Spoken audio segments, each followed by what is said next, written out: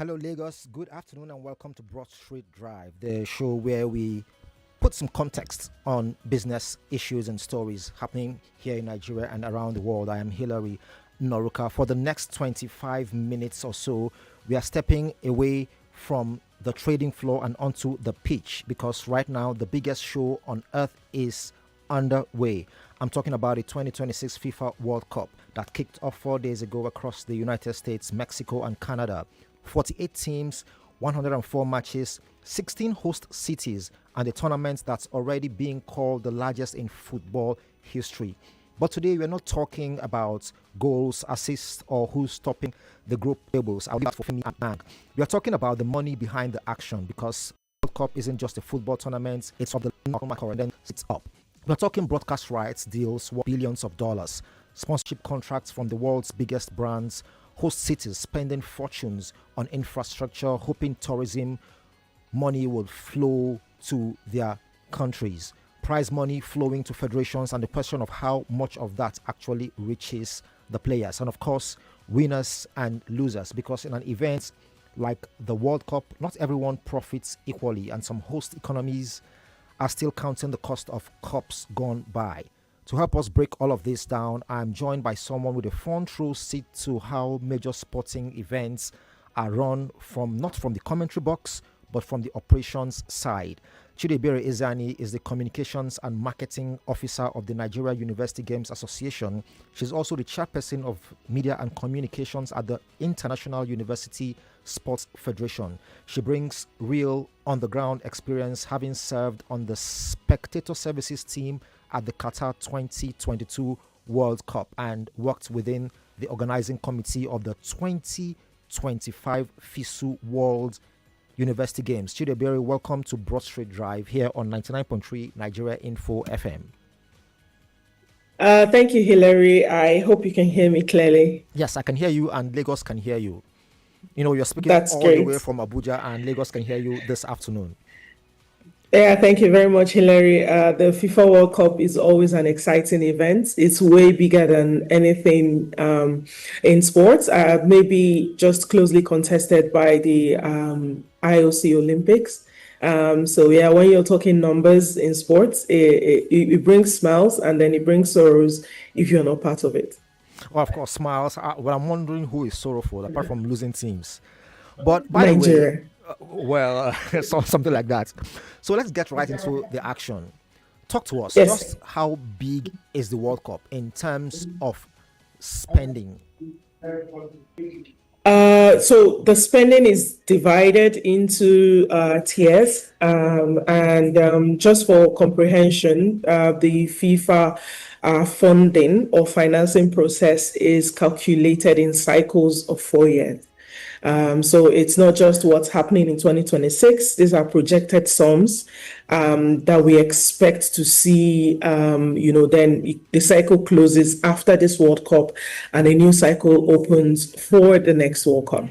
Just to give you another insight, FIFA earned about 7.6 billion, just under, from the last World Cup, that was in 2022. This is expected to double this year because of course, three countries, three cities. So you expect that the estimated expenses or the estimated income for these games is about 11 billion. So that's a lot of money, and we're talking US dollars here. So that's more than some countries' GDP. That's a lot of money, and this monies come in certain tiers. That's the FIFA partners, 2026 World Cup sponsors, global supporters. Then you're looking at the regional or city partners.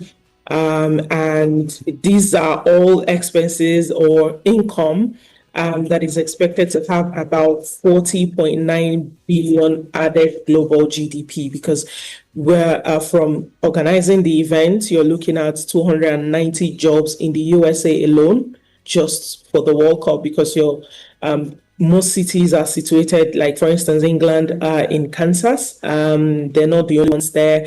So you have to look at hospitality, tourism, The Scottish people have made Boston a different city entirely. So you can imagine the beer companies alone in the US are making bank just from this competition.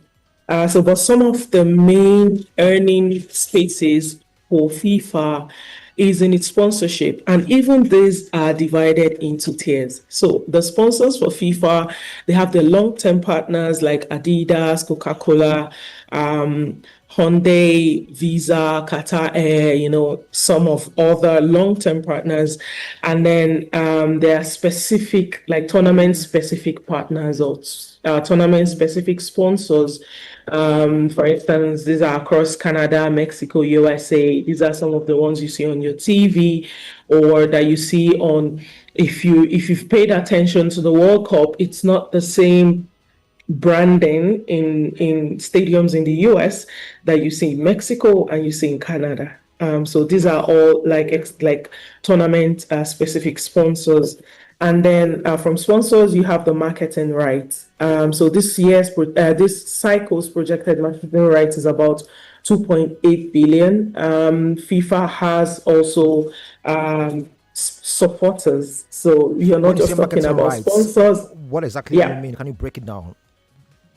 Okay. Now, for the FIFA World Cup, you're looking at marketing rights include, merchandising, sales of broadcasting rights, and other things that just associate with FIFA. For instance, it's not broadcasted everywhere. It's not talked about everywhere. At least not the main numbers of it. So you're looking at for instance, stadium facing, that's what they're called, stadium facing. So that these are some of the marketing rights for you to be able to, for instance, Super Sports now. They have the rights, the broadcasting rights, but then they have to make sure that they are in cohesion with FIFA, not to have like a clashing partner broadcast on their FIFA broadcast. I don't know if that's shed some light to it. So these are all divided into several tiers. And then, of course, you have the merchandising, like I mentioned. 2022 had about 269 million in merchandising income, FIFA. Of course, this is expected to double, if not get close to triple, for this year alone. If you've ever been to a World Cup venue, you're talking about a FIFA branded T-shirts, mugs, and with some of the economic resolves in some stadium. For instance, in the US, you only allowed a certain number of milliliter of water bottle, and of course, these are branded water bottle. Into the stadium. You are not even allowed to bring refillable bottles because everything is business when it comes to FIFA. So with FIFA, everything is business. And from you talked about the cycles. So the cycles of 4 years, more or less. And you said in the last cycle, that FIFA earned about $7.6 billion.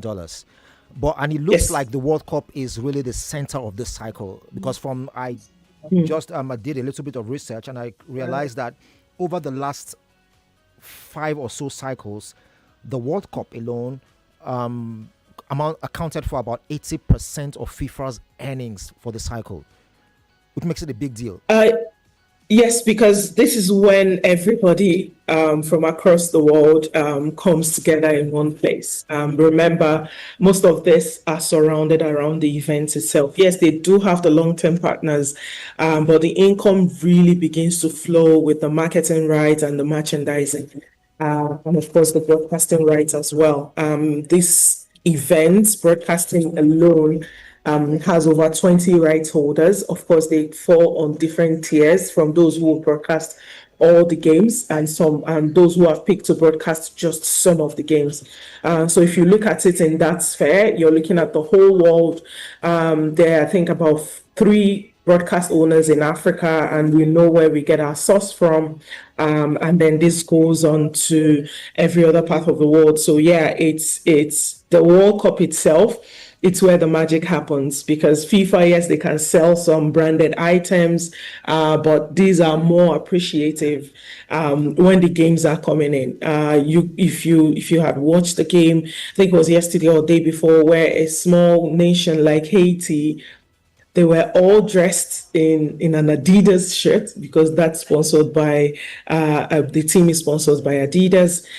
So you can imagine how many shirts were bought by these people. Not to talk of larger nations like Germany and I think Sweden also, who uses Adidas. So these are some of the reason why the World Cup itself is the business. Of course, estimations happen between when the World Cup rights are given, planning towards it, but then some of the main income for this for FIFA happens during the games. Okay, now during the games, let's now narrow down where exactly most of the money is coming from into the World Cup.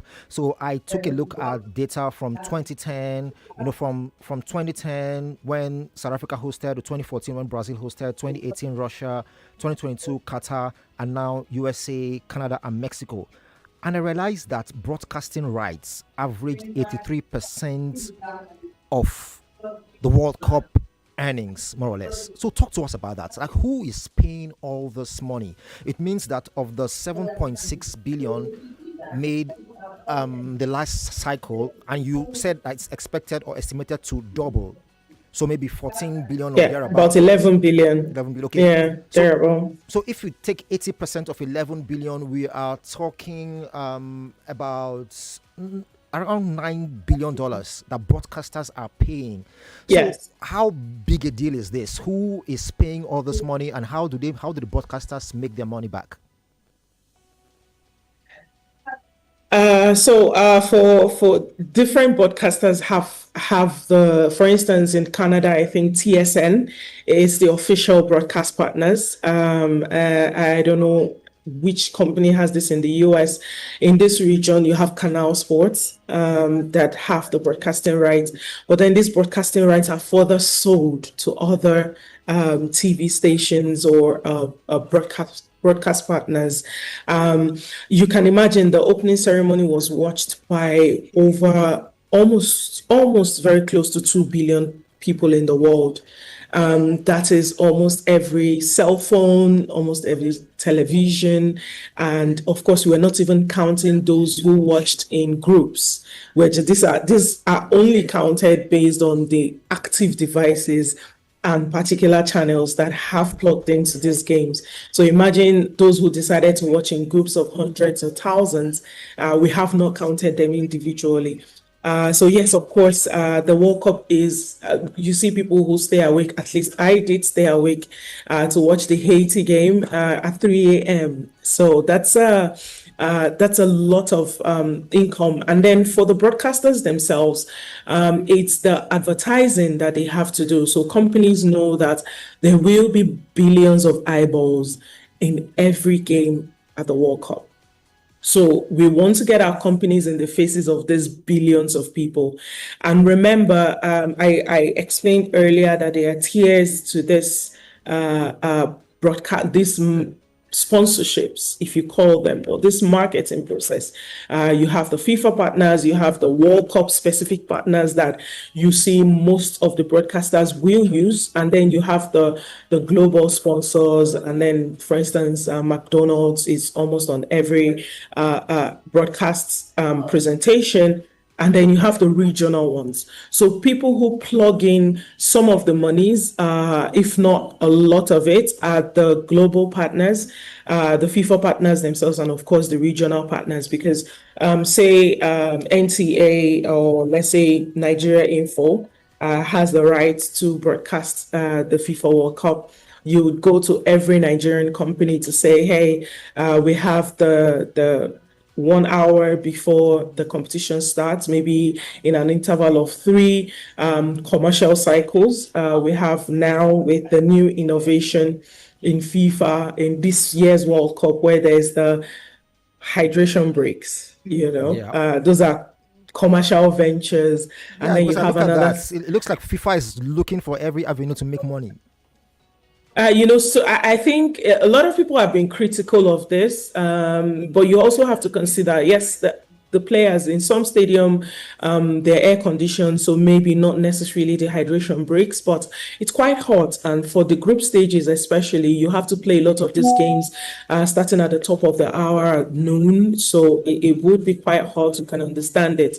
But then you also have to understand the climate. We're not America, where the sporting events are, I think the advertising in the sporting events are normal. It's normalized for them. So and they've kind of divided the World Cup into quarters instead of halves. So if you're a broadcaster and you're looking at those timings, you have to schedule advertisers for those times. So if in a 2 hour, 3 hour competition schedule, you can have go close to 30 to 50 slots for advertising, that's a lot of money coming into you. And then you can understand why they pay that much money to FIFA just to have the broadcasting rights. Well, it's not surprising. The US is the advertising capital of the world.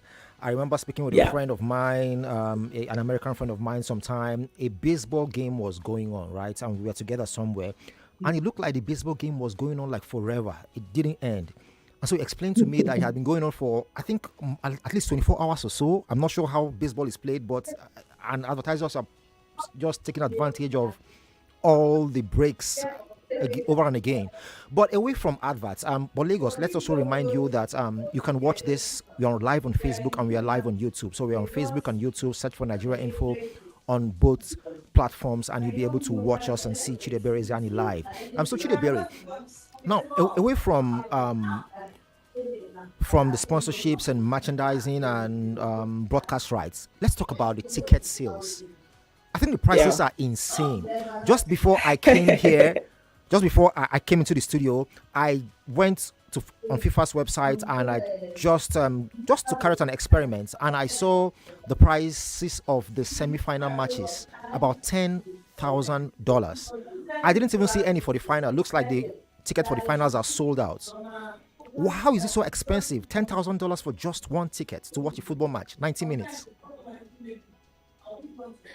Our approach to sports is not the same when it comes to the North Americans. This is quite unusual for the price of tickets, anyways. Let's not dispute that. I think the cost of the finals ticket for the hospitality suites, the Qatar World Cup was going for about 2,000 to 5,000 US dollars. And then you could have got tickets for between 200, depending on where you've picked the seats, to about 1,500 at the Qatar World Cup final. But this is different. You have the US where they pay courtside seats in the NBA, for the NFL. They pay a lot of money for this competition. So while the Europeans and those of us from this side of the world might blink an eye to those costs, FIFA has taken advantage of the American market and made sure that they benefited as much as possible. There were a lot of worries that tickets, maybe some of the venues might be empty because of the cost of the tickets. But the festivity of the competition is what it is, and people just buy those tickets because it's a once in a lifetime experience. Now, there are people who plan their savings just to go to a World Cup and watch certain games. So it's not something you wake up and suddenly do. So you have to have plan for it. The tickets are indeed unusual. These are some of the highest tickets that FIFA have sold. And of course, this has been exploited by some second-hand ticket sales companies who we've heard stories of tickets that were sold in November are suddenly cancelled because suddenly they can go for a higher cost, and they are willing to do the refund and whatever refund fees that they have to pay. Because if you've sold a ticket for $400 when you can refund 400 and a penalty of $50 and sell the same ticket for 1,000. For most businesses, that's what they've done, or at least that's what's been claimed online. But yeah, there's a lot of expectation from ticketing revenue coming from these games. But you also have to consider some of the expenses that these host cities and host stadiums have done to prepare for this. In the US, most of the stadiums are NFL stadiums, so you're looking at regrassing, you're looking at relining of the turfs, you're looking at making sure that everything fits into a football stadium, not an NFL stadium. So you also have to consider these are some of the reasons why the tickets might be a little bit higher. Yes, they have not invested in building new facilities like Qatar did. They've refurbished, but they've refurbished enough. The US, I think, spent about in Atlanta, they've spent about 120 million just to turn an NFL stadium to a football stadium. And of course, we're not just talking about the stadium itself, you're talking about the environs, the hospitality, and the tourism. Mexico is estimated to have expended about 1.7 billion just to make sure that their facilities are ready for these events, because the World Cup is not CONCACAF, it's not the regional event. You have to be fit. There's so many things that has to go into it. So those are some of the costs that might have informed this exorbitant ticket pricing. Okay, talking about exorbitant ticket prices, I read somewhere that you talked about the second, should I say, black market ticketing anyway, people buying Yeah. and then reselling. I read somewhere that someone is selling a ticket for as high as $73,000 to go to the final match. But that is by the way. Now I'm glad you brought the cities and how much they are spending. I looked up the figures and I saw Germany spent $4 billion to host the 2006 World Cup. South Africa, $3.9 billion, Brazil, $11.6 billion, Russia, $15 billion, Qatar, $220 billion. I mean, because of course they had to build new stadia and cities and the rest. But I also realized that most of the money made is made by FIFA, including the tickets money. Everything goes to FIFA. So what is in it for the host countries? It's the tourism. Like I mentioned earlier, I think I stated this earlier. You're looking at jobs. You're looking at the GDP of certain cities skyrocketing 3 times the price. You're looking at tourism, which is what some of these countries really sell. And then you also have to look at the legacy that is left after the games finish. For some countries, it's been quite successful. For others, it hasn't been.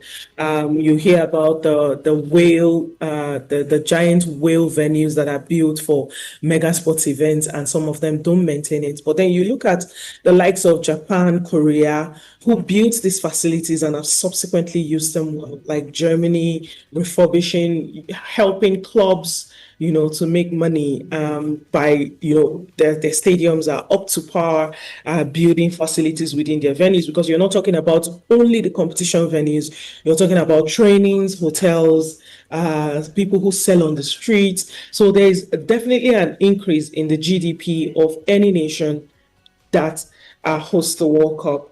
So like I stated earlier, there's an expected 40.9 billion global, not just for the host, but global in GDP influx. And this came from the FIFA WTO reports, looking at 824,000 jobs, because this is globally now, because you're looking at the journalists who travel from where they are, cameramen, technicians, everybody who gets involved in the game. So it's beyond just the numbers of the money, but the impact that the games leave. People go to these venues and you find them recommending these cities to others. And of course, the economic part of it is very important, but you have to also consider something beyond the money. Of course, there's a division depending. Of course, these are all confidential documents, how the monies are shared, but FIFA does get a lot of it. Of course, they give away so many of it. We'll talk about that when we talk about prize money and all that stuff. Yeah, let's go to that because I think we have just 1 or 2 minutes, well, just 1 minute to wrap up. So the prize money, Okay. what do the players get? The players and participating Okay. players. So for the winners, winners will walk away with $50 million. The second place team walk away with $3 million. So for every team who qualified for this World Cup, even if you have left in the group stages, you get at least $9 million. So of course the money then differs depending on the stage where you finish. This does not just benefit the countries who have participated. So for every football club that has a player that has played in the World Cup, they get a share in about 335 million that FIFA will be disbursing. It will shared among clubs who have players. So depending on the number of players you have at the World Cup, you get to get money. You have also forgotten the explosion in the sports betting markets. So these are all absolutely, yeah, these are all like the magic of the money of the FIFA World Cup. So those are the things. So if you look at it in this way, FIFA needs to make all this money to be able to accommodate some of the expenses it has to make. Remember, there was already a 1.7 million that goes to every country that was preparing for this World Cup. So yeah. So that means there's something in it for everyone. Yes, there's something in it for everyone. So well, I think we've run out of time. We just have to end here. I wish there was something in it for me, but I'll make do with sitting down and watching the matches on television, staying up very late at night to watch these matches because of the time, the different time zones you are in. So thank you so much, Chidebere Ezani. It's been a pleasure having you here on Broad Street Drive to break down the figures or talk about the business of the World Cup. Thank you so much, Hilary. It's been a pleasure. Hopefully one day Nigeria will return to the World Cup and become part of all these expenses that's been discussed. Well, we'll hopefully host it one day anyway. One day, I hope we'll host it. So Lagos, that's it on Broad Street Drive. See you again, same time, 2:30 p.m. next week, Monday. Up next is the news.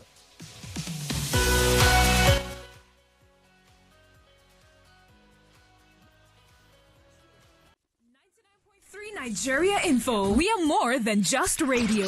Subscribe to our YouTube channel at Nigeria Info FM. Check us out on Facebook at Nigeria Info 99.